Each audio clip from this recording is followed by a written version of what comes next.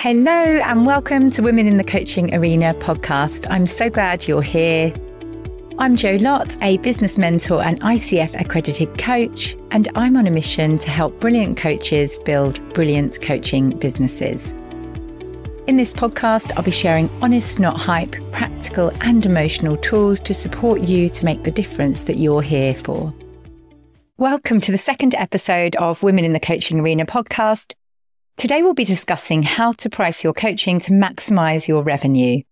And this topic is close to my heart because so many coaches work for free or for really low cost for years, which is not sustainable for the coach. And while it comes from a good place of wanting to make a difference and make coaching accessible for more people, it's essential to create a clear strategy for pricing your coaching so you can have a sustainable living from coaching. It's also good to know that having a good pricing strategy is not just beneficial for you, but it's actually beneficial to your clients too. Because we have all been taught throughout life to associate price with value. So most people would choose the Gucci handbag in front of them versus the Primark handbag because we think the Gucci handbag is better, more valuable. So it's the same if you're pricing your coaching really low or giving it away continuously for free. People will think it's not as good as it actually is.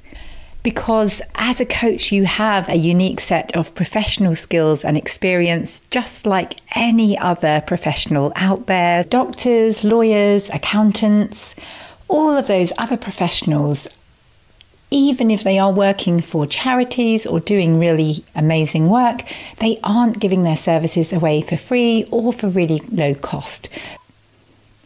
So you don't need to either. You are worthy of receiving money for your professional, amazing skills and qualifications. And as a woman, we have to balance our time and family life with our mission and dreams. You will wear so many hats as a woman and solopreneur, and each role competes for your attention. So it is really crucial that you take the time available and price your services in order for you to reach your financial goals and create a sustainable coaching business. So first, let's talk about the capacity calculation. So it's a really easy formula that helps you set your pricing strategy. So if you think about your monthly revenue goal, so think about that for a moment. How much do you want to earn per month? And now think about how much you want to earn per client per month. So for example, if you want to make £5,000 a month and you charge $250 per month per client, your capacity is 20 clients. So to reach your goal, you would need to have 20 clients at any one point to make your £5,000 per month. So obviously the higher the price is, the fewer clients you will need, and translating into less marketing, less time, more energy for each client, and better testimonials because you have that extra energy to give each of your clients. So if you're currently charging per session or for a block of, say, 3 sessions, which isn't going to create a really sustainable monthly recurring revenue for you, don't worry, we will now move on to how to create a really good, tangible, high value offer that can build you a sustainable coaching business. Let's talk about my intangible to tangible process because coaching is intangible. The average person doesn't really understand the value of coaching. And so we need to create something really tangible that the average person actually understands what they're buying when they invest in your services. So have a think about what Hell Island looks like for your clients. Where are they now in tangible terms? What are they actually doing in the morning? What are they doing in the afternoon or at lunchtime? What are they doing in the evening? Are they waking up dreading the sound of that alarm because they have to drop their kid off at nursery at 7 a.m. and rush on that train? What's going on for them in real terms in their life right now? And then have a think about, what does Heaven Island look like for them? So what do they want more than anything? And this is why market research is so helpful, because it's easy for us to generalize these things. And we really want to hear your ideal clients' actual language. Like, what do they say they want to you or to their friends down the pub? What do they say in real words? Do they want work that they love? Would they call it work that they love? Or would they just say, I just want to earn a living around my kids? What do they actually say in their terms? So let's move on to step 2 of the framework. So the second step is to map out your boat. So your ideal client is in Hell Island right now. We want to take them to Heaven Island. So they are going to get in your boat. And what milestones are they going to go by from Hell Island to Heaven Island? So for example, if your ideal client is stuck in a rut and you are taking them to work that they love, they may go by the island of knowing their values, knowing their strengths, looking at the market to see what's available. They may need to do their CV or interviews. They are the kind of general milestones that would need to happen to take your ideal client from Hell Island to Heaven Island if they wanted a great career. So that is now your coaching package. So you can clearly outline a few high-level milestones that you will be working through with them to help them to actually reach their goal. So now you're clear on the dream that your ideal client has and how you'll get them there. You can charge more, have less competition, describe what you do in a way that makes people want to buy. And if you're worried about the word offer promise, don't worry. I know you'll do everything you can to design a program that helps your ideal client achieve what they want, because you care, you're a coach, and it's a shared goal. They will play their part because it's their actions that will generate their results. You know, there is nothing we can do, no matter how much of an amazing coach you are, to take those actions for them. So it's about knowing that most people realize that it's their responsibility. So just like you sign up for a diet or a gym membership, you do not expect to get fit if you eat biscuits every day and don't show up at the gym. Just like your clients will realize if at the end of their coaching session they commit to reflecting on their strengths or whatever might come out of your session, and then they arrive at the next session and they haven't done it, they will generally know they didn't do their part. Most people understand that if they don't put the work in, they are not going to get the results. And so step 3, finally, we need to choose your price. So when determining your price, it's easy to think as a coach that it's all profit, especially when you start out. I remember I definitely said to my first coaching group that I went to, but isn't this all money in my pocket? And they said, oh, no, before you know it, you'll realize that you spend a lot on business development, on extra training, on books, on Zoom subscriptions. There are still costs as a coach. So it's worth remembering that it's not just your hourly rate you are thinking about here. It's your website fees. It's all the time that you take to market to get that client. It all needs to be taken into account into your pricing. And if it gives you a rough idea, I generally pay myself 50% of the fees I receive from a client.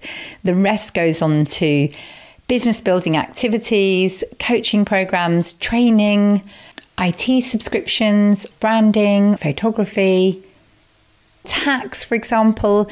So that gives you hopefully a rough guide that even if you are thinking of it as, say, £200 a session, actually it's really £100 a session. So now you may be thinking, well, how much are we talking here? Like what's normal, what's not?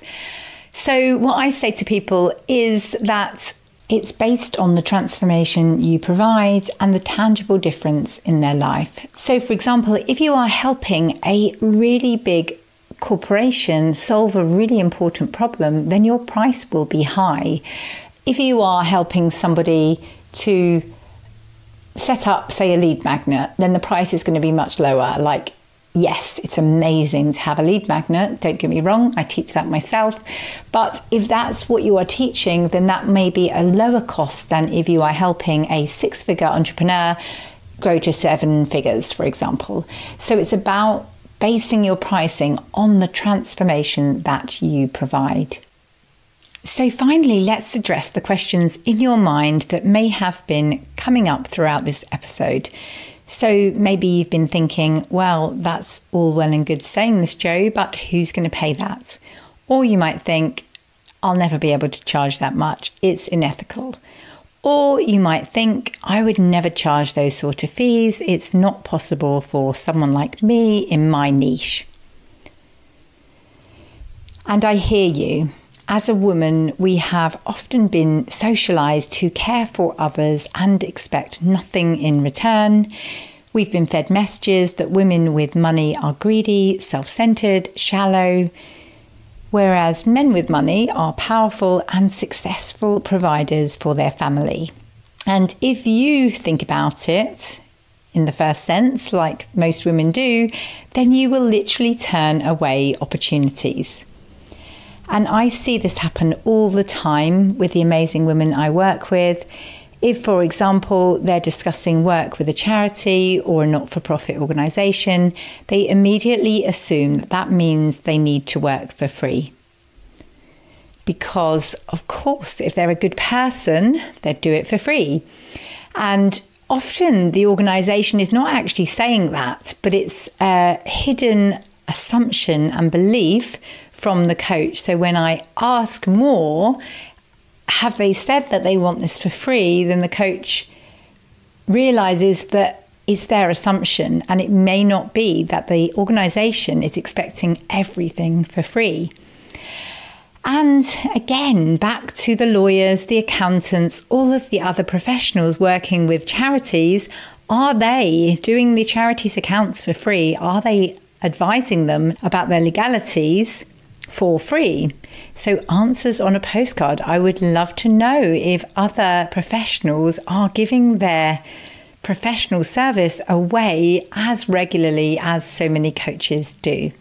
So let's go back to the belief that receiving money from a charity would make you a bad person, greedy, not kind, not caring, not considerate.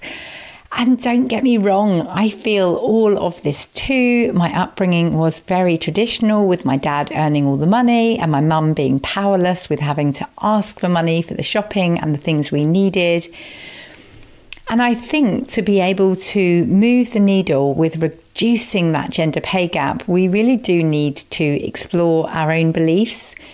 So things like, I don't want people to think I'm greedy. I don't want people to think I'm money grabbing, uncaring. I don't want people to think I'm horrible.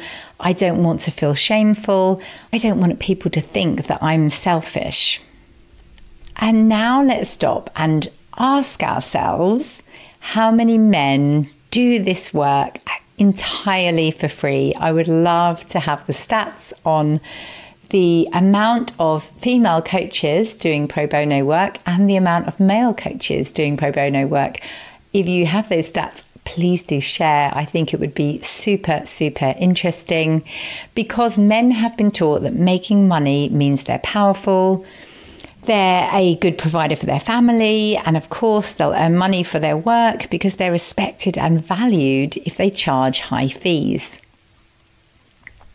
So I wanted to just share these thoughts as something to consider, because these are the things I strive to model, because no one will do it for us. We need to step up and start valuing our time and our contribution, because we genuinely get paid for the value that we create in the world.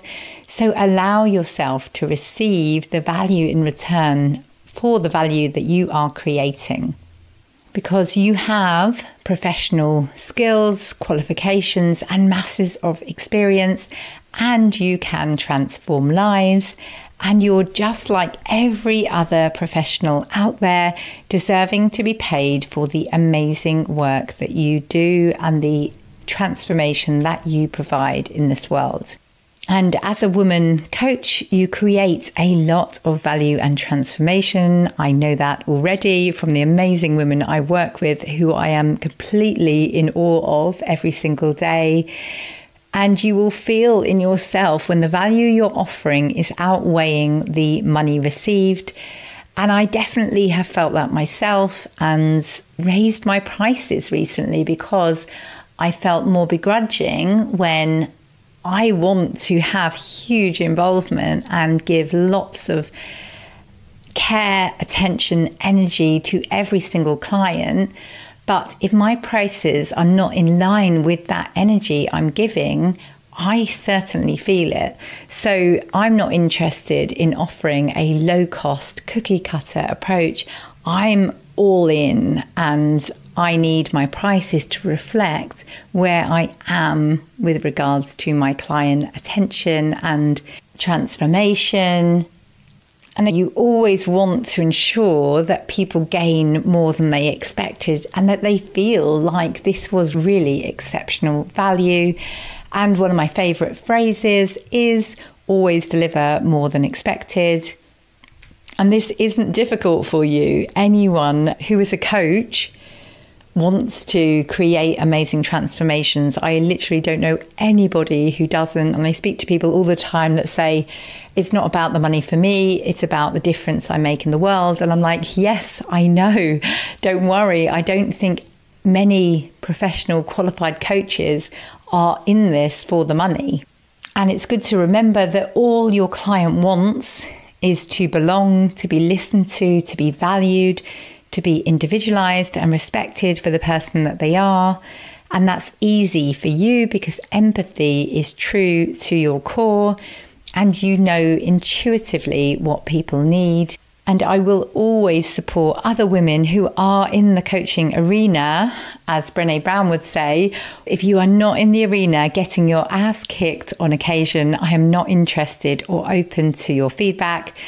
There are a million cheap seats in the world today filled by people who will never be brave with their own lives, but will spend every ounce of energy they have hurling advice and judgment at those of us who are trying to dare greatly. Their only contributions are criticism, cynicism, and fear-mongering.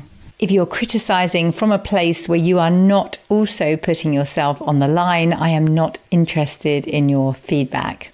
And I absolutely love that, which is why I have called this podcast Women in the Coaching Arena, because you get it when you're in the arena. And sadly, most of our friends and family and partners do not get what it feels like to be in the arena, trying to make a massive difference in the world and facing so many challenges at actually doing the work that we are here for.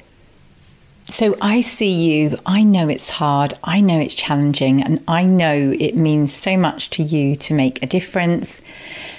So when you're pricing your offers, it can help to do market research, or even better, ask somebody else who is less attached to exactly what you're working on to do the market research for you, because it is an emotional thing. And I think it's also a really deep-rooted, systematic thing for women to not be able to really price effectively because there are so many fears around judgment as a woman making money, and also as a woman doing caring work for money. Again, it's not our fault. It is inbuilt that we have always had to take the caring role and expect nothing in return. So it's not an easy thing to overcome. So do seek support in looking into your pricing and what a reasonable price would be for the service that you are offering. Okay, so let me summarize where we went this episode. So firstly, use the capacity formula to work out what you need to charge each client to reach the financial goal you want each month. So what's your financial monthly goal, and how much do you intend to charge each client on a monthly basis? Second, let's go through the 3-step intangible to tangible framework to create an offer that demonstrates the value that your client will gain from working with you.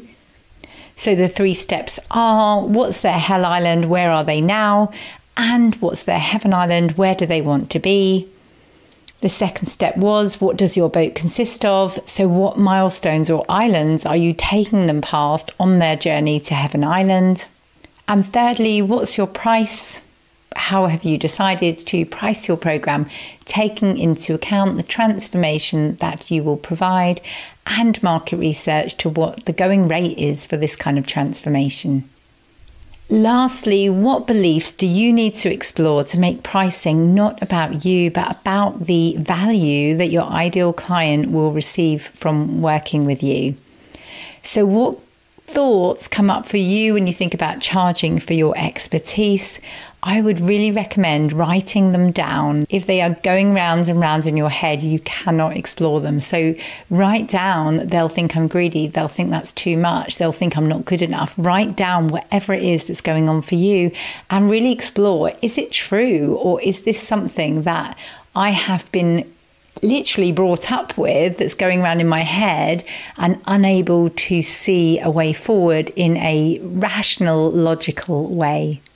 So it really is imperative, not just for you, but for all women, that you explore and work through those systematic barriers that hold women back.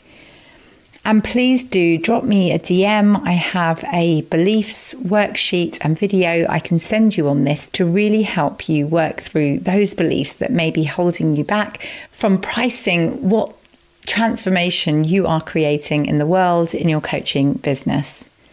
And I really hope you enjoyed today's episode and found it helpful. And like I always say, trust yourself, believe in yourself, and be the wise gardener who keeps on watering the seed. Thank you so much for listening to this episode of Women in the Coaching Arena. Please come and say hi to me on LinkedIn or Instagram and let me know how you are getting on in your coaching business and how you're going to go for your dreams this year. My name on LinkedIn is Joanna Lott, and handle on Instagram is @JoannaLottCoaching.